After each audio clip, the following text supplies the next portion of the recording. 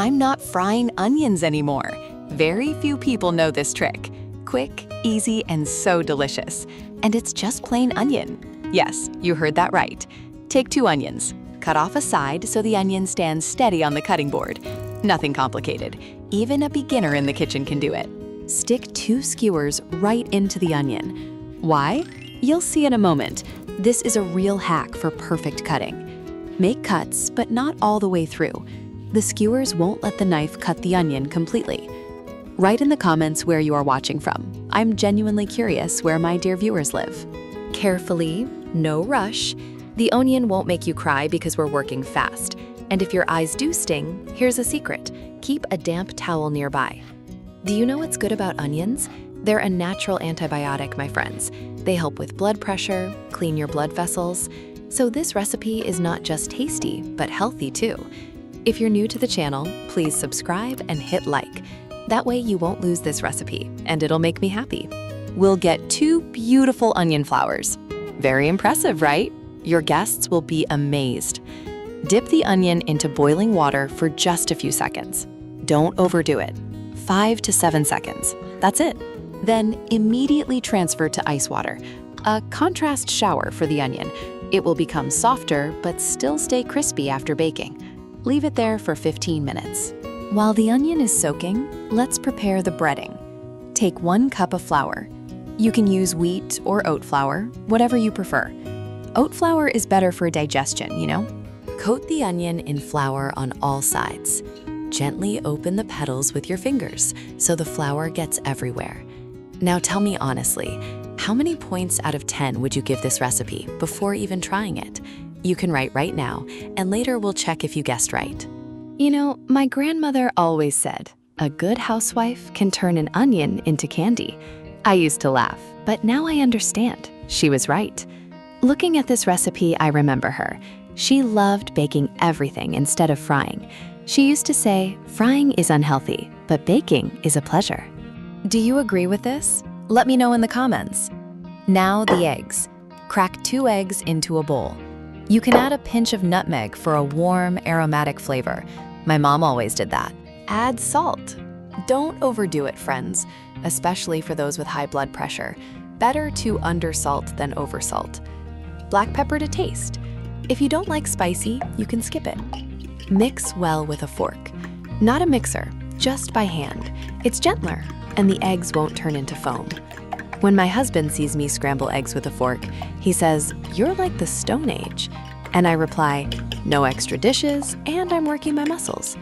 He doesn't like it, but the eggs turn out great. Dip our onion into the egg mixture. Generously, on all sides. The petals should be well soaked. Let any excess drip off for a few seconds, otherwise the breading might get too heavy. If you have time, you can repeat the egg and breading steps twice for an extra thick crust. My husband loves it that way. Just be gentle when handling the onion so the petals don't break off. And remember, even if a few petals come loose, don't worry. They will still be deliciously crispy, like little onion chips. Now the best part, the breading. My mouth waters just thinking about it. Small piece of Parmesan cheese. Don't skimp on the cheese, my friends. Grate it on a fine grater. Parmesan gives an incredible aroma and crust. Cheese is calcium. My daughter is a teenager. Her knees sometimes crack. The doctor said, more cheese and cottage cheese. So Parmesan is not only delicious, but also good for the joints. Add the grated Parmesan to the breadcrumbs and mix. Simple and quick. If you don't have Parmesan, no problem. Take any hard cheese. The older, the tastier. And if you have no cheese at all, you can do without it. It will still be crunchy. But I promise you, that first time you try it with Parmesan, you will never want to skip it again. And a little tip for me, keep the cheese rind in the freezer and throw it into soups or stews for incredible flavor. Dried garlic, add to taste. I like a bit more. Red paprika, it gives a nice color and a light sweetness. Basil, dried or fresh, but dried is easier to store. If you can't have garlic, don't add it. Instead of basil, you can use oregano or herbes de Provence. Experiment, friends. Cooking isn't chemistry. It's all by eye and to your heart's content. Coat the onion in the breadcrumb mixture. Open the petals like a flower so the breading gets into every little gap. Use your fingers to gently separate each layer.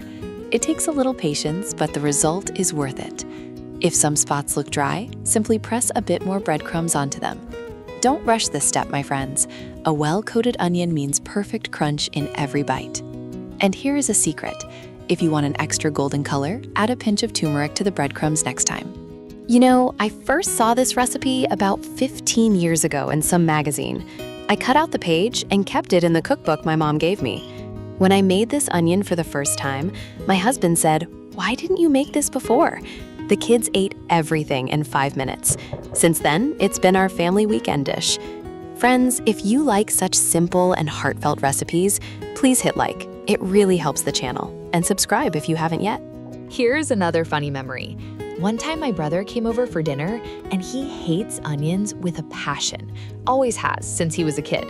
He saw these golden, crispy onions on the table and asked, "What is that, some kind of chicken?" I just smiled and said, "Try it first, then ask." He took a big bite, chewed for a second, and his face changed completely. "This is delicious, give me more." When I told him it was onion, he didn't believe me for 5 minutes. Now he calls me every week and says, "When are you making those liar onions again?" Because he says I lied to him, but in a good way. So even the biggest onion hater in my family became a fan. That is the real magic of this recipe. What I love most about this recipe is how simple and forgiving it is. The first time I made it, I forgot to add salt to the breading, and they still came out delicious. Another time, I ran out of breadcrumbs and used crushed crackers instead. Honestly, no one could tell the difference. Put them in the oven for 20 minutes at 200 degrees Celsius, 400 degrees Fahrenheit. While the onion is baking, let's make the sauce. You can of course have it without sauce. The onion is tasty on its own, but with the sauce, it's heaven and earth. Trust me, I won't let you down. Take 1 avocado, soft, ripe. How to check? Press it with your finger. If it gives slightly, it's ready. Avocado is packed with vitamins, friends, especially for women over 40. Healthy fats for skin, hair, joints. My friend says that after she started eating avocado every day, her knees stopped hurting. I don't know if it's true, but one thing's for sure, it's tasty and healthy. Peel and cut into pieces. Discard the pit and the skin. If your avocado is still a little firm, don't worry. Just mash it well and add an extra squeeze of lime. The acid will help soften the texture. Sometimes I buy a few avocados when they are on sale and leave them on the counter to ripen slowly. And here's a quick tip. Keep the pit and put it back into the guacamole if you are not serving right away. It really helps keep it from turning brown. Mash with a fork until pureed. You don't need a blender.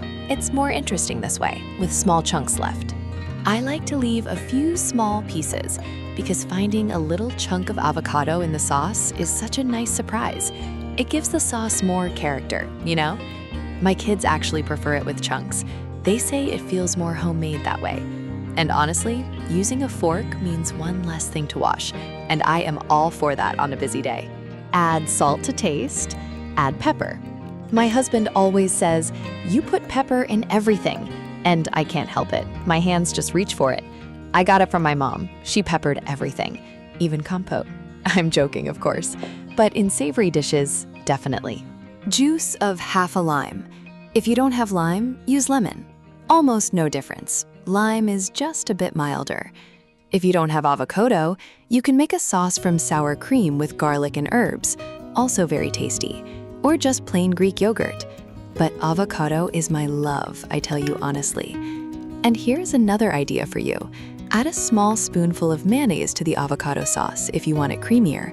My mother-in-law does that, and her version is always so smooth and rich. You can also throw in some fresh dill or parsley, depending on what you have growing on your windowsill. Half a mango, ripe, sweet. Don't take a green one, it will be sour.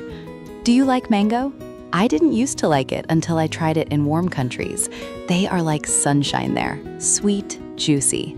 Write in the comments, have you tried mango? And where was your first time? I cut it as I show in the video. You need to know how to handle mango. Inside, there's a large flat pit, so cut along the pit on both sides. You get 2 halves. Then cube it. Simple when you know how. Blend the mango until smooth, using an immersion blender, or just a fork if the mango is soft. Mango is vitamin C and beta-carotene, good for eyesight and immunity, so it's not just tasty, but also medicinal. Add the mango puree to the avocado. Mix. The sauce becomes a soft orange color and sweet and creamy. If you like it spicy, add a small piece of chili or a drop of Tabasco. My husband loves spicy sauce. I'm not a big fan, so I make it neutral, and he adds it to his own portion. Finely chop the cilantro or parsley. You can use either, but they pair well with mango and avocado. If you are not a fan of cilantro, do not worry. Parsley works beautifully and gives a fresher, milder taste. Some of my viewers even use green onion tops instead, and they say it is just as delicious. Look at this color, friends. Isn't it beautiful? You can spread this sauce on bread, serve it with meat, with fish. The delicious sauce is ready. Leave it alone until the onion comes out. Our onion is ready.